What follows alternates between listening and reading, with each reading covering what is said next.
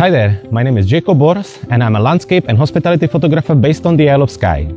In today's episode of my 5-minute photography, I'm going to show you how to adjust strength and opacity of your Lightroom preset in the new free Lightroom plugin called the Fader. Stop doing whatever you're doing and join me on the Isle of Skye for the next episode of 5-minute photography.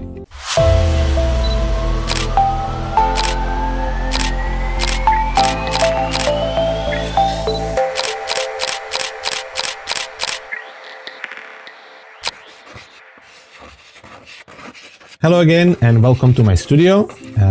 Let's have a look at how to install the plugin into the Lightroom first. But before we do that, I wanted to invite you to visit my website on the address borosfoto.com, where you can find all my pictures, lots of other fun. I'm posting there all my YouTube videos, and you can also find some of the photographs, contacts, and many other things. So if you have a moment, check it out and let me know what you think.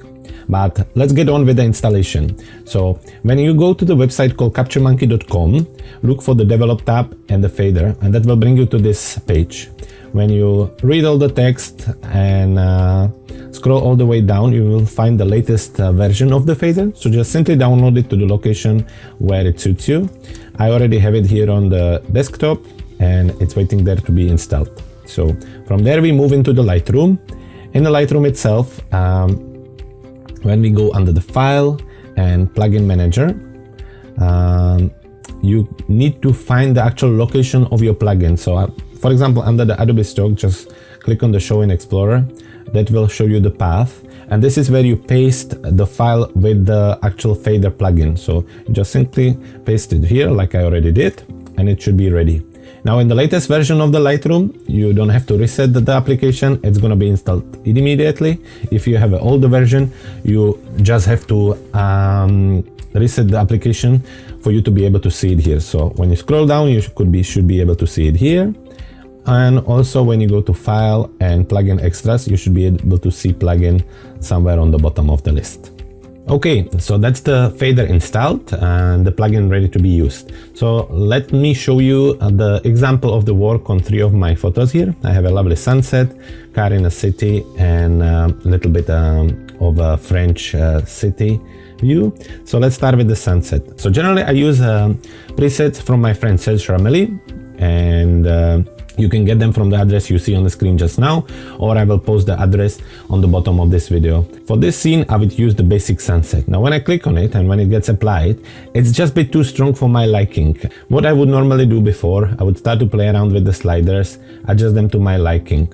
But quite often the preset kind of lose the power and I play around it too much, and some people are not sure how to play around and what to adjust. So that doesn't really work for me. So I found this plugin whereby moving one slider up and down, you can adjust the opacity and the power of the preset and then only adjust it when you're done with it.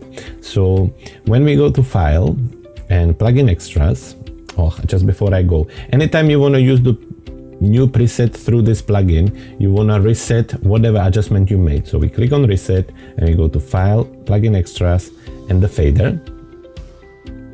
It will open up for you. Here you have to click on the folder with the preset you want to use. So for in our case, search basic, and under the preset, I want to use the basic sunset, and that will adjust the picture in front of you. So now by moving just the opacity slider up and down, I can adjust the power and strength of the preset. So for me, I quite like the 80% power. I click OK.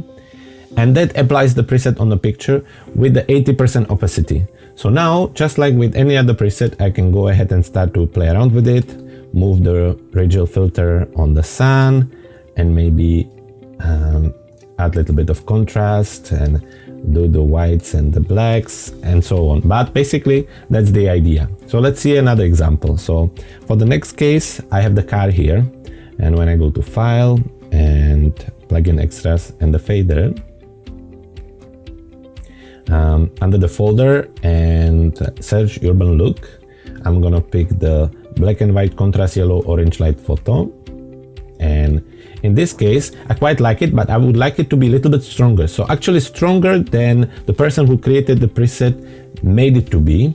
So you can go up to 120%. So let's do 120. or you can go even higher. Let's do 120 and let's just click on OK. And it's ready to be used. So with this super look, you can add it to your social media, Instagram, or whatever you like to do. And finally, the cityscape. So let's go File one more time and Plugin Extras, and let's go in a fader. And for the cityscape, because the light was a little bit boring, let's use the Search Black and White preset and do the radial circle middle. And again, I would probably go somewhere like 80%. You can also type it in 80 and just click on OK. And that applies to the picture. So now what I have is the original Drama Radial Circle Middle preset, but with only 80% opacity. And when you find yourself using this setup quite often, you can again save it and just add it to the file with the other presets and have it ready, so you don't have to use the fader all the time. So in this case, you just go to Add New Preset, Create Preset, and just call it AA Drama Radial Circle Middle, and just call it 80%.